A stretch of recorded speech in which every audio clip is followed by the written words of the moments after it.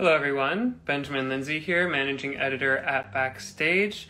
If you're sitting with me today, you know that joining us is BenDeLaCreme, one of the greatest drag race superstars to cross that television show. Very excited to pick her brain. She has a new holiday special, the Jinx and Dela holiday special, aptly titled.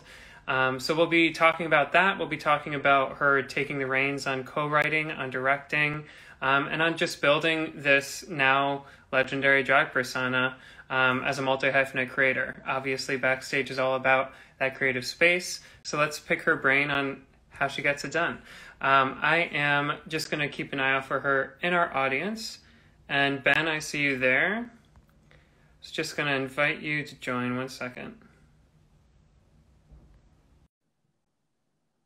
Should be good. 1 second. Hello. Hey there. How's it Hi, going? how are you?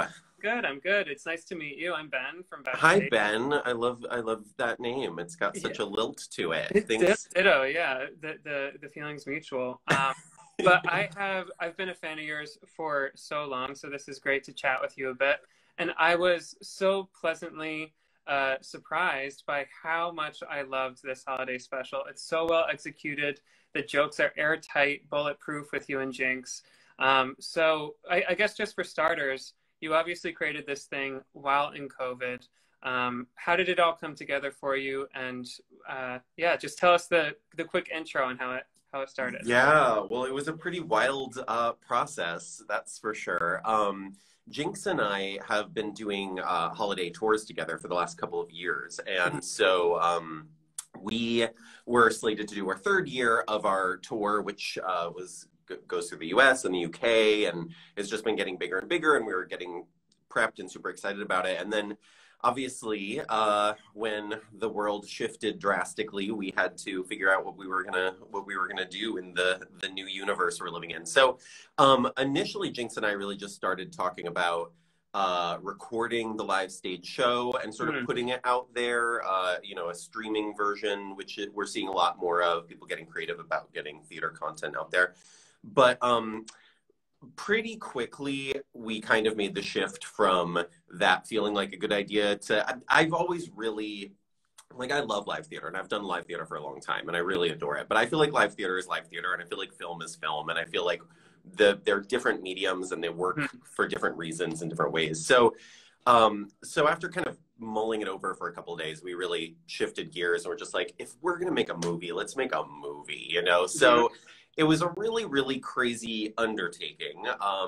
I had never produced or directed a film before. I'd done a lot of stage work, like I said, but I didn't fully know what I was getting into. I sort of did. I had a lot of wonderful people who work in the industry who sort of gave me guidance. But I think if I'd really known, maybe I would have been more fearful. So I'm glad I didn't know, or I might not have like gotten into it quite as hardcore. But, you know, I talked to a lot of people. I know one of the producers who worked on the film with me, Brian Benson, is a film producer who also works under the drag persona Cousin Wonderlet, and is like wonderful, but really understands both the drag world and the film world. And is also a good friend of Peaches Christ, who is a famous drag queen from San Francisco, who's also directed film. And both of them, I sort of was like, hey, we have this idea. Is this like, can this be done? Is it a bad idea? And they were both like, yeah, no, that's a terrible idea. You'd have to be crazy to do it, and you can totally do it, and you are crazy, so let's do it, you know? And so, so we just kind of like ran into it face first, and all the COVID measures and stuff obviously made it extra difficult because everybody had to quarantine for a couple of weeks. We had to have regular testing, and everybody was covered in PPE, and we had to be separate on set and all the rest of it. But I think to a degree, not having done it before, it like wasn't an extra hurdle. It was just like another of a bajillion hurdles. So right. Well, it's funny that this was like new territory for you as a producer and director, but it would have been new territory for even the most seasoned of producers and directors, because it was just an uncharted world. Yeah. But yeah, go ahead. Oh yeah, no, I mean, I think in some ways it's almost, you know, I was learning everything from square one, so there was no preconceived notion in my head that something should be easier than it already was. So it was kind of a blessing in that way, where I didn't think I knew anything and then I had to relearn it. I was just figuring it all out for the first time. Right, right. Well, I think it speaks to, from my understanding at least, this film was kind of birthed during the pandemic. And it was a result of the fact that you were stuck in quarantine. It wasn't always the dream. It wasn't the dream of you turning this show into a film and then going out and pursuing it. So have you always been so quick on your feet as a creator? I feel like that DIY sensibility, the ability to kind of adapt is natural to a drag queen, maybe. Is that something that you would agree with?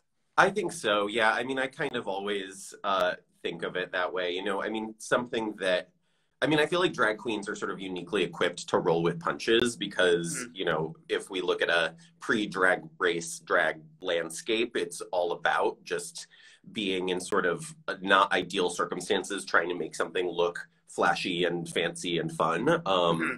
You know, and so I do think that that is specifically a drag skill set. And that's also kind of what has always drawn me to drag is I feel like it's sort of a, you know, you have to kind of do everything and so I mean I've been doing drag for my entire life basically sort of since I was a teenager, but I've always created work in that way where it's like, okay, well, we want to do a show and we have no means and no people and no anything else, so we'll write the show, we'll write the music, we'll build the sets, we'll make the costumes, we'll get the venue, you know. And so it's like, and that's sort of always how it's been for me, and now I get to do it on a much bigger scale. But yeah, I think it's a drag thing. And I also think that now, you know, we're seeing a lot more of a general sense, I think, from people in film and TV that if opportunities aren't coming your way, you just do them. You just like make the thing. And I think that's, you know, drag wouldn't be where it is now if that weren't like the sensibility of drag queens for many decades leading up to this moment. Right, right. Well, I think there's such value to that, certainly. Can you speak to the decision to push it out for rent direct to consumer? Was there an opportunity to shop it around, to find a streamer to pick this up? Or was it always kind of you want to put it on your website, you go pay for it, and then you have it? Yeah, you know, I mean, it was, when we started doing this, we didn't necessarily know it was just like, we did every step at once because it was such a short timeline. And so from the get-go, we always started this project like so late that it was like, can this even be done before Christmas? So in my mind, there was just like, all right, this is like everything else where we've got to figure out like the infrastructure is not set up for this to make things this quickly, turn things around and get people's eyes on this quickly. That's not really like how those machines are oiled. So we just, again, kind of like everything else, it was like, all right, well, we're going to do all these other things. So let's also figure out how to do it as a complete self-release. And that, you know, I mean, one thing that's so amazing about this was fully also like self-funded. Like we did all of this ourselves, which meant we had complete creative control over every aspect of it. And that's, I like my character. I am also that type A kind of like everything has to be just so person. So I feel like it's sort of an extension of that, you know, it's like having that complete autonomy that just sort of like, this is ours. We made this and now I get to be the one to present it to you. It's like, you know, it's like those fancy, expensive restaurants where like the cook is also the server, right? It's like, Right, exactly. Well, it sounds like that it was really, this endeavor was kind of an extension of what you've always done as an artist. I would love to hear, you also mentioned just how this time is a time for artists to be making their own work, to do it their own way. What advice do you have for people who are intimidated by that prospect, who are new to this field? What have you learned along the way?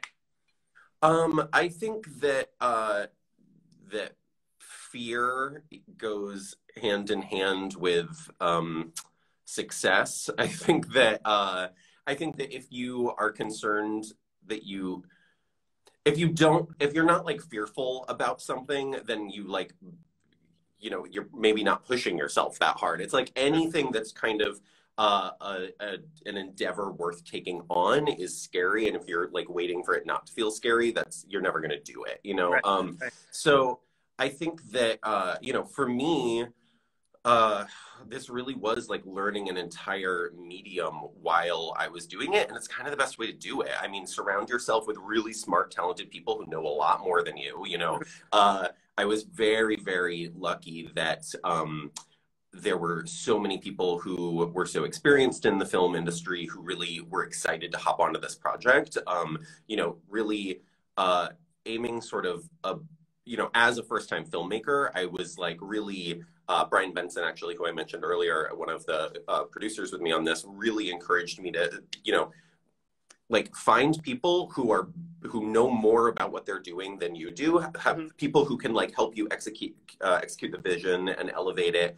And I think that's really big, is I think that when we're like fearful that we don't know how to do something, we tend to shrink away from bringing in people who are really experts in their field. And I think that it's like, if you have like a vision, an idea, people are going to be excited to help you create it. And so don't be afraid to reach out to people who have experience and knowledge. I think that's something that is easy for artists to not feel like confident, like they can bring those people into their arena.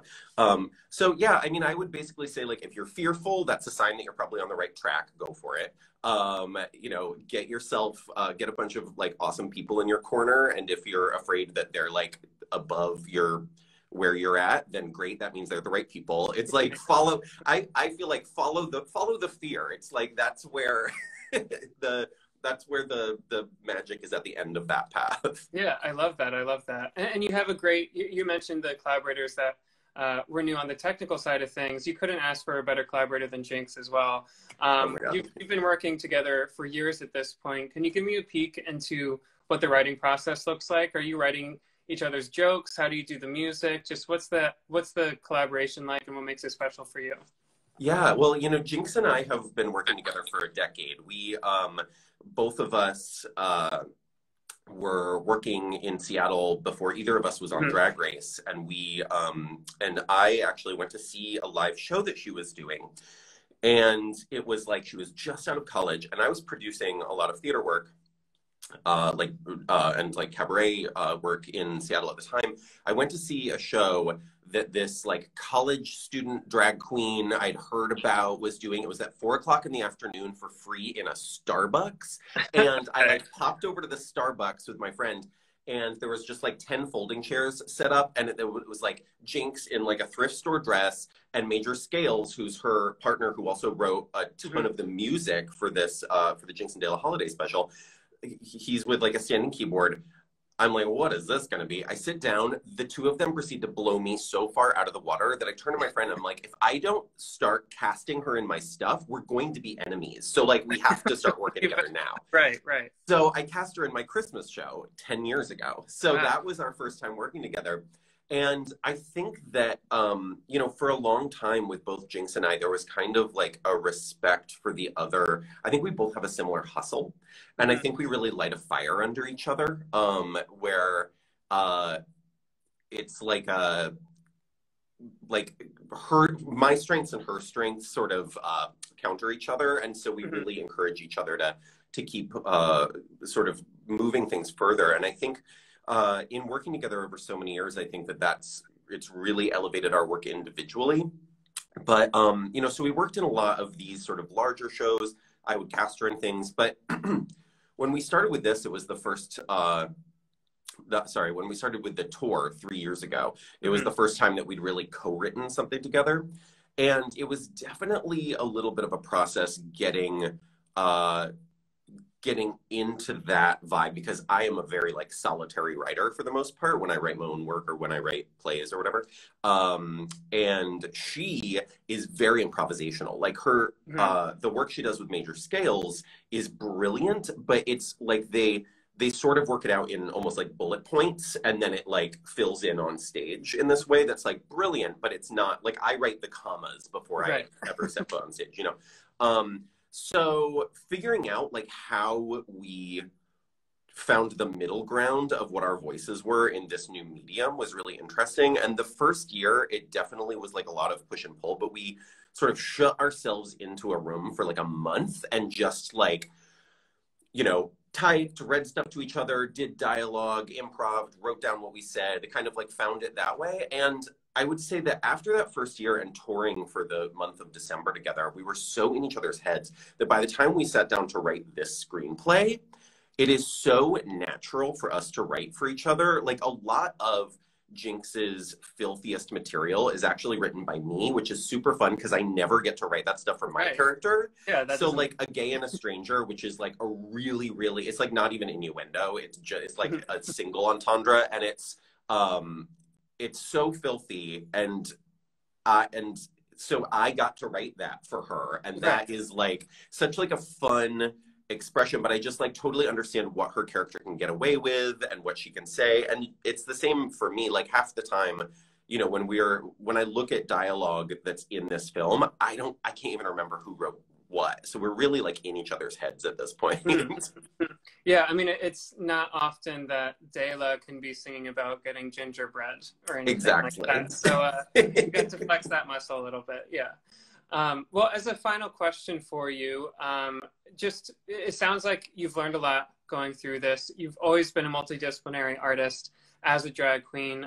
What do you hope to do next? This is kind of a step forward in a new direction for Dela. So what's next on your bucket list? Yeah, you know, I mean, I think I always saw myself moving into film at some point, but it was just always going to be like, oh, later. And so the pandemic kind of forced that hand.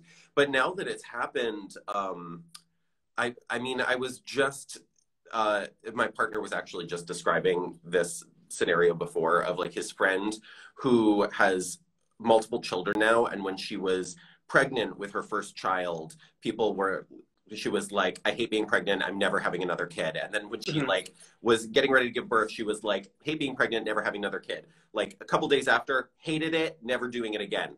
2 weeks later, you know, I think I'm ready to have another kid. And that's kind of how this feels to me. I'm like, you know, it's been such a crazy process, but even just with this little bit of space, I feel like the bug has bit me as far as film goes. And so I don't know what's next for that, but I do know that this medium just sort of opened up a lot of artistic doors, boxes, windows in my mind. And I'm really excited to see where that goes next. Yeah. I mean, I as I said, I'm such a fan, so I'm excited myself to see where it goes. But this does stand far and away my favorite holiday special of the year. So congratulations. I'm glad to see how it's been resonating and how people are eating it up. So for everyone tuning in who's not familiar, please check it out. It's well worth it. And Ben, this was great. Thanks for offering me your time. And it was great to get to know you a little bit. Thank you. Yeah, it was wonderful talking to you. And if anybody wants to check out the special, they can go to jinxanddela.com to stream it. Yes. And all that info is on my Instagram as well. Ben, it was absolutely a pleasure. Thanks so much for taking the time. And happy holidays. Stay safe and healthy. And we'll be in touch. Bye-bye. Thank you. All right. Bye-bye.